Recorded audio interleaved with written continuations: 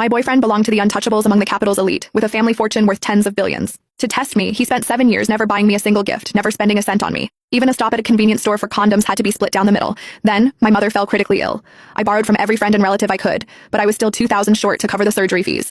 No matter how much I pleaded, he refused to lend me the money. I arranged my mother's funeral on my own. When I went back to pack my belongings, I accidentally found a list of gifts he had bought for the young woman next door. A private luxury estate, designer handbags, jewelry worth hundreds of millions. There was also a voice chat with his friend. Caleb, is it true Jessica actually humbled herself and begged you for $2,000? Caleb Brooks let out a low, amused laugh, his tone lazy and indifferent. Neve wasn't wrong. Anyone who goes around begging over $2,000, what else is she if not a gold digger? We've only been together 7 years and she's already trying to get money out of me. So that was the truth. 7 years of so-called testing, it seemed, had been sparked by nothing more than a few manipulative words from a young woman next door. However, it no longer mattered. The moment my mother passed away, I had already decided to leave him. I had just tucked the gift list away when the front door burst open. Caleb Brooks stumbled in, a little tipsy, and plopped down next to me. You were gone for a few days. I bet you thought you wouldn't come back. However, you missed me too much, didn't you? You just had to come back. He almost said out loud that I returned just to con him out of his money. Maybe he'd always seen me as just a girl after his cash. Without even glancing at him, I scooted away, avoiding the arm he tried to drape over me. He looked at his hand, then at me, confused. He figured I was just upset about the $2,000. I'm a little thirsty from all the drinking. Go fetch me some lemon soda, he said. He was always like that, bossy and dismissive, a typical spoiled rich kid.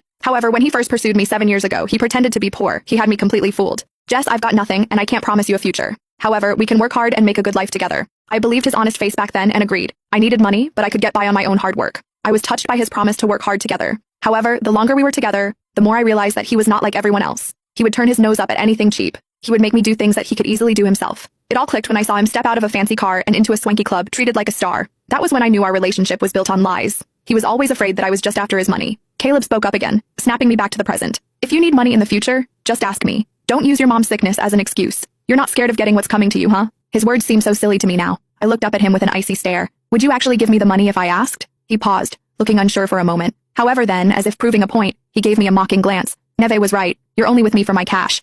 He said that and sent me a transfer of $1.88 on his phone. The note with the transfer contained 2 words, gold digger. I had been with him for 7 whole years and had not spent a dime of his money. I even gave him gifts on holidays and anniversaries. He took them like he was entitled to them, but he never got me anything in return. He would mockingly ask if I thought it was a man's duty to buy gifts for his girlfriend. That was how he looked at me, a gold digger. After all, he was an heir with billions to his name. I thought about the gifts he had bought for Neve Smith. I thought about my mom, who had suffered so much from her illness and died in pain because we could not afford her treatment. I could not stand to be near him a second longer. I got up to leave, but then there was noise at the door. Neve came in, taking off her coat to reveal a sexy outfit underneath. However, when she saw me, she was startled and quickly put her coat back on. Jess, why are you here? I turned to Caleb. If I'm not mistaken, this is our place, isn't it? Do you give out the password to just anyone and allow them to waltz in whenever they want? Neve looked like